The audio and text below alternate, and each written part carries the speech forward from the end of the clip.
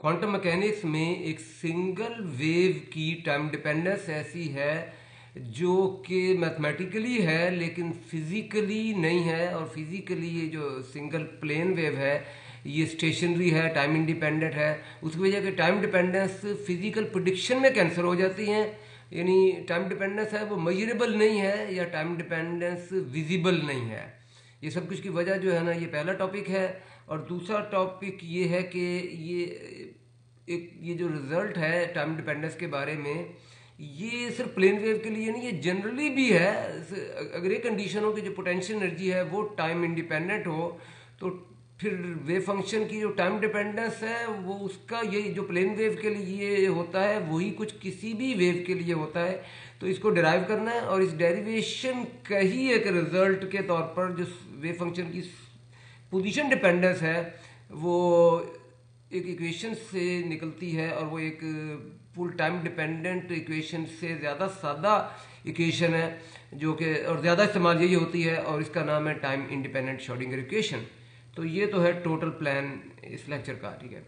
अब इसमें पहली बात ये है कि पहली बात प्लेन वेव के बारे में ही है। तो प्लेन वेव का जो फॉर्मूला है उसको तरह मैंने फैक्टराइज लहदा करके लिख दिया है। आमतौर पर ये इकट्ठा लिख देते हैं ई पावर आयोटा के डॉट, और उसको ज़रा मैंने साई की का नाम दे दिया, उसको लहदा दे दिया है। और टाइम डिपेंडेंस को इसमें सिर्फ टाइम डिपेंडेंस मैं दिखा रहा हूँ, ठीक है। अच्छा, अब बात ये मैंने की थी कि ये टाइम डिपेंडेंस है ये मैथमेटिकली है लेकिन फिजिकल नहीं है, क्योंकि ये फिजिकल प्रिडिक्शन में कैंसिल हो जाती है। तो फिजिकल प्रिडिक्शन क्या है? मिसाल के तौर पर प्रोबेबिलिटी डेंसिटी है। तो प्रोबेबिलिटी डेंसिटी में ये जो वेव फंक्शन है वो अपने कम्प्लेक्स कॉन्जुगेट से मल्टीप्लाई होगा, तो उसकी जो टाइम डिपेंडेंस है वो भी अपने कम्प्लेक्स कॉन्जुगेट से मल्टीप्लाई होगी, और ई पावर आयोटा और ई पावर माइनस आयोटा कैंसिल होकर ई पावर 0 हो जाएगा जो कि 1 है। तो ये जो रिजल्ट है ये इसमें टाइम डिपेंडेंस नहीं है, यानी फिजिकली टाइम डिपेंडेंस नहीं है। इस वजह से ये प्लेन वेव है, फिजिकली ये टाइम इंडिपेंडेंट है यानी स्टेशनरी है। तो ये तो प्लेन वेव के बारे में बात है, लेकिन ये बात सिर्फ प्लेन वेव के बारे में है या कुछ और भी है, उसको देखने के लिए अब एक जनरल देखें इक्वेशन जो है ना वो वेव फंक्शन के लिए। वो है जो ओरिजिनल जो श्रोडिंगर इक्वेशन है जो कि टाइम डिपेंडेंट श्रोडिंगर इक्वेशन है। इसमें टाइम डेरिवेटिव आप देख रहे हैं, ठीक है। और पोटेंशियल एनर्जी में भी टाइम डिपेंडेंस हो सकती है। ये तो एक जनरल केस है। और ये पार्शियल डिफरेंशियल इक्वेशन है क्योंकि वेव फंक्शन में यहाँ जो डिफरेंशिएशन है ये दो में से सिर्फ एक वेरिएबल नेमली पोजीशन के लिहाज से है, ये डेल स्क्वायर। ये होता है सेकंड एक्स डेरिवेटिव, फिर second y derivative, second z derivative, और एक्स वाई जेड तीनों पोजीशंस हैं। और लेफ्ट हैंड साइड में क्या है, दो में से एक वेरिएबल यानी टाइम इसके लिहाज से है। तो ये पार्शियल डिफरेंशियल इक्वेशन है, इसमें कोई भी डिफरेंशिएशन टोटल नहीं है, ये सब पार्शियल है। यहाँ सिर्फ सिर्फ का मतलब पार्शियल सिर्फ टी, और यहाँ सिर्फ पोजीशन दोनों नहीं। तो ये पार्शियल डिफरेंशियल इक्वेशन है। पार्शियल डिफरेंशियल इक्वेशन मैथमेटिकली बहुत मुश्किल होती है सॉल्व करना। तो इसको ऑर्डिनरी डिफरेंशियल इक्वेशन में, जिसमें डिफरेंशिएशन सिर्फ एक वेरिएबल के लिहाज से हो, कन्वर्ट करने के लिए एक टेक्निक इस्तेमाल कर सकते हैं हम, जो कि टेक्निक कहलाती है सेपरेशन ऑफ वेरिएबल। और अगर मैंने कहा है ना कि हम इस्तेमाल कर सकते हैं, तो ये एक मैथमेटिकल थ्योरम है कि अगर डिफरेंशियल इक्वेशन में जो टर्म्स हैं वो अगर एडिटिवली सेपरेबल हो, ये देखें ये सेपरेबल है, इसमें पहली टर्म में सिर्फ पोजीशन है।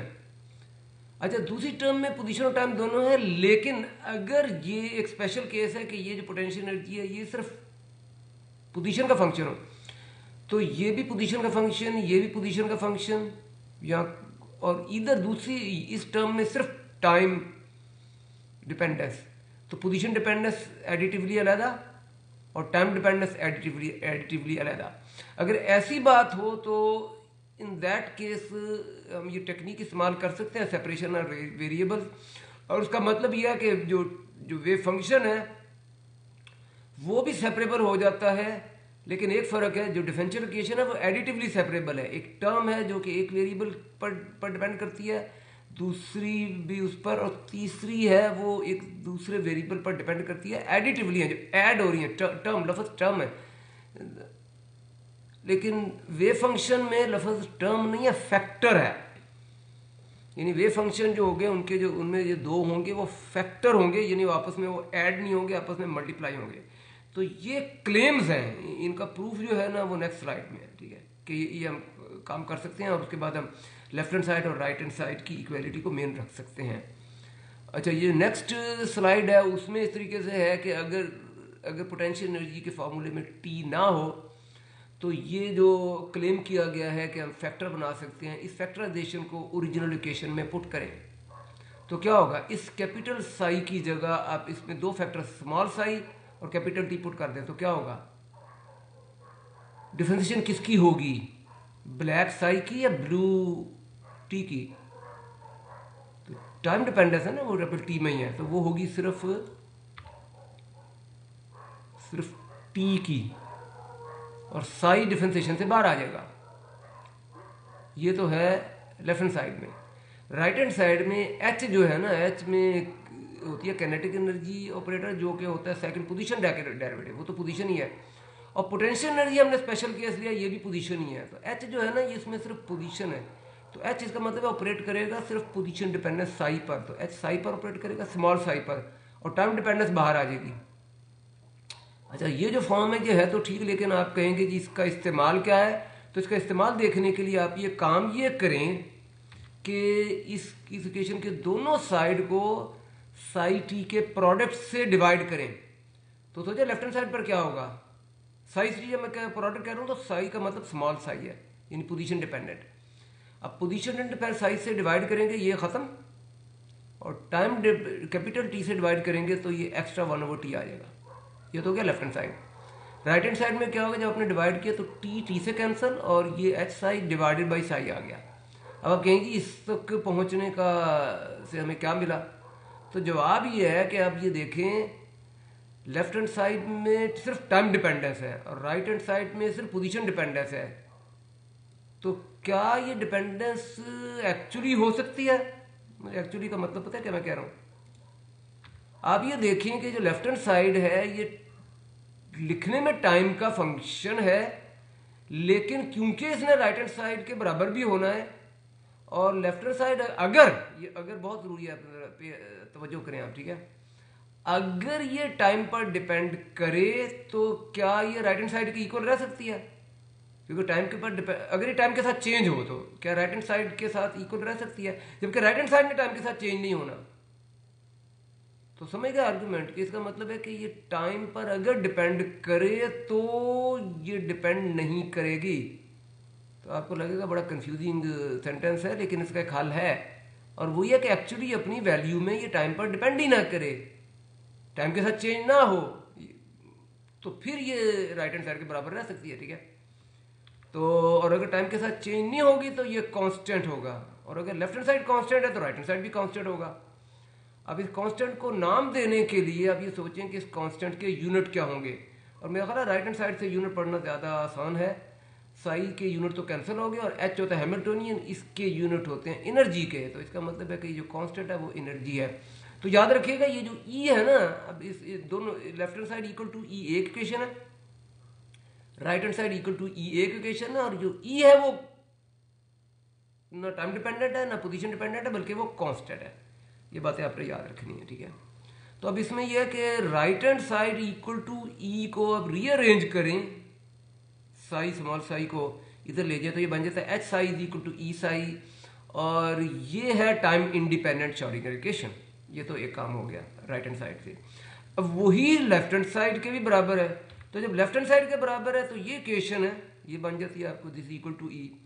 इसके लिए यह है कि आप इसको, ये एक मैथमेटिकल स्टेप है, मेरा ख्याल है मैंने ऑब्वियस समझ के छोड़ दिया है, लेकिन मैं बोलने में समझा देता हूँ कि इस डी टी को आप इधर ले जाएं और फिर उसको इंटीग्रेट करें दोनों साइड पे, तो लेफ्ट हैंड साइड ये जो स्मॉल डी टी है ये लेफ्ट हैंड साइड पे अब नहीं है, तो ये जो डी टी है वो टी जो इसका जो इंटीग्रल होगा ये होगा लॉग, तो लॉग ऑफ कैपिटल टी, और इधर जो होगा ना ये होगा E T, E D T integral हो जाएगा ई टी।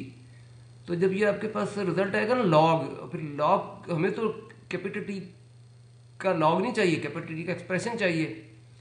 तो फिर हम इसको लॉग को एंटी लॉग लेंगे, तो ये टी राइट साइड पे सिर्फ टी रह जाएगा, और राइट हैंड साइड पे जो एंटी लॉग होता है वो, क्योंकि नेचुरल लॉगरिथम का एंटी फंक्शन है तो वो एक्सपोनेंशियल है, तो ये एक्सपोनेंशियल बन गया। अब यहाँ तक तो मैथमेटिक्स था। अब देखिए ये रिजल्ट को पहचान सकते हैं अब क्या है, ये टाइम डिपेंडेंस क्या है। ई होता है एच बार ओमेगा, तो एच बार से कैंसल, और ये ई ओवर एच बार हो गया ओमेगा, तो ई पर minus omega iota omega T, ये पहचानते हैं क्या है। ये वही टाइम डिपेंडेंस है प्लेन वेव की, जिसके लिए शुरू में कमेंट किया था कि ये फिजिकल प्रेडिक्शन में कैंसिल हो जाती है, और ये जो रिजल्ट है वो टाइम इंडिपेंडेंट है, और स्टेट स्टेशनरी है। जो बात प्लेन वेव के बारे में थी वो टाइम डिपेंडेंस की वजह से थी, और वो जो जिस टाइम डिपेंडेंस की वजह से थी वो हमने सिचुएशन देख लिया कि वो सिर्फ प्लेन वेव के लिए नहीं है। अगर पोटेंशियल एनर्जी टाइम इंडिपेंडेंट हो तो किसी भी वेव पैकेट के लिए, किसी वेव के लिए भी ये बात ठीक है। तो जो बात कही गई थी प्लेन वेव के बारे में, टाइम डिपेंडेंस के बारे में कि वो स्टेशनरी है, वही बात किसी भी वेव यानी वेव पैकेट के बारे में ठीक है कि वो भी स्टेशनरी है। और वो स्टेशनरी है तो इसका मतलब वो एक टाइम इंडिपेंडेंट इक्वेशन को ओबे करता है, और जो टाइम इंडिपेंडेंट इक्वेशन है वो टाइम इंडिपेंडेंट श्रोडिंगर इक्वेशन है। तो यही ये लेक्चर में है, और यहाँ ये ख़त्म, और ये कंक्लूजन कह के मैं बात ख़त्म करता हूँ। तो कंक्लूजन में रेपिटेशन ही है वो, और वो रेपिटेशन जितनी भी है वो सिर्फ इसी स्लाइड में आपके सामने जो कुछ लिखी है वही सारी कंक्लूजन भी है, समरी भी है, कि अगर पोटेंशियल एनर्जी टाइम इंडिपेंडेंट हो तो टाइम डिपेंडेंस वही होगी जो कि प्लेन वेव की होगी, और जो पोजीशन डिपेंडेंस है जो रेड में है वो है टाइम इंडिपेंडेंट श्रोडिंगर इक्वेशन। तो यही कुछ है इस लेक्चर में। तो देखने का शुक्रिया, और आप इस चैनल को सब्सक्राइब करना ना भूलिएगा।